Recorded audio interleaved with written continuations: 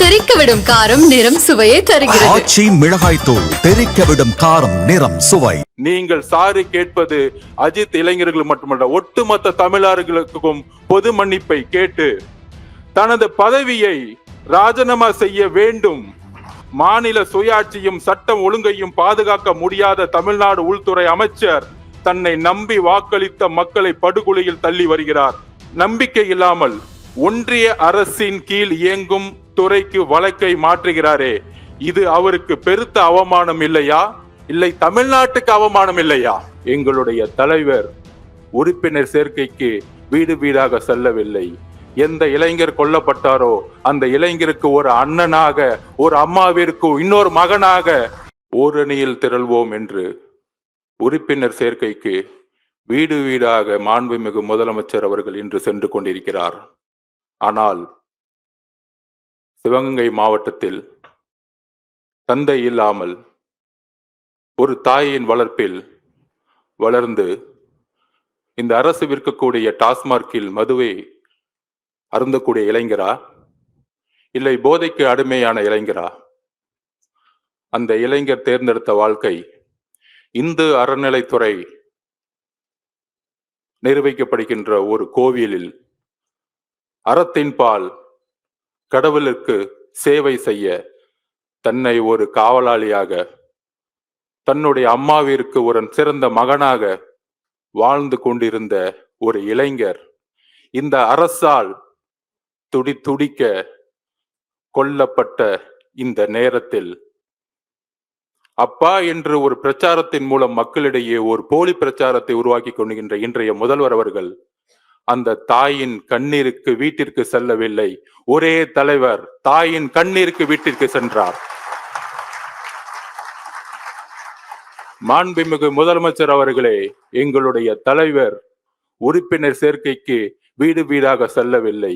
எந்த இளைஞர் கொல்லப்பட்டாரோ அந்த இளைஞருக்கு ஒரு அண்ணனாக, ஒரு அம்மாவிற்கு இன்னொரு மகனாக இன்று சென்று வந்து மக்களிடையே ஒரு நம்பிக்கை ஏற்படுத்திய தருணத்தில் இன்றைக்கு சட்டம் ஒழுங்கின் சீர்குலைவுகள் மூலம் எத்தனை இளைஞர்கள் பாதிக்கப்பட்டிருக்கிறார்கள், இந்த டாஸ்மார்க் மூலம் எத்தனை பெண்கள் வந்து இன்றைக்கு கைப்பெண்களாக மாறிக்கொண்டிருக்கிறார்கள் என்ற அவலமான தருணத்தில் இந்த தீர்மானத்தை உங்கள் மின் தலைவர் முன்பு வாசிக்கிறேன்.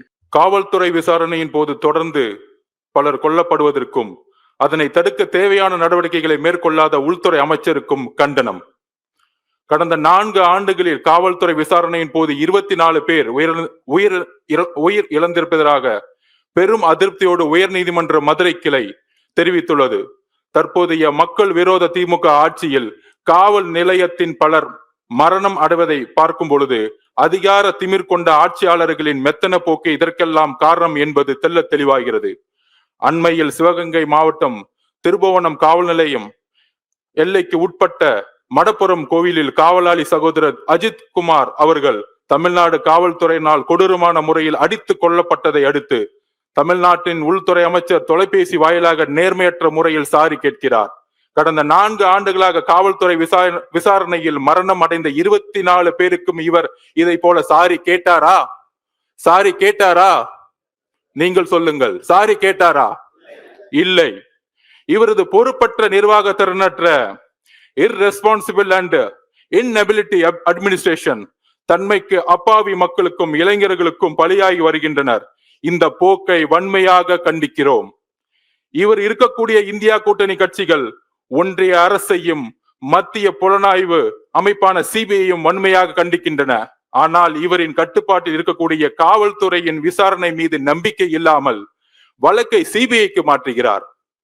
தன் கீழ் இயங்கும் துறை மீது நம்பிக்கை இல்லாமல் ஒன்றிய அரசின் கீழ் இயங்கும் துறைக்கு வழக்கை மாற்றுகிறாரே, இது அவருக்கு பெருத்த அவமானம் இல்லையா? இல்லை தமிழ்நாட்டுக்கு அவமானம் இல்லையா? மீண்டும் ஒரு முறை இந்த வரியை வாசிக்கிறேன்.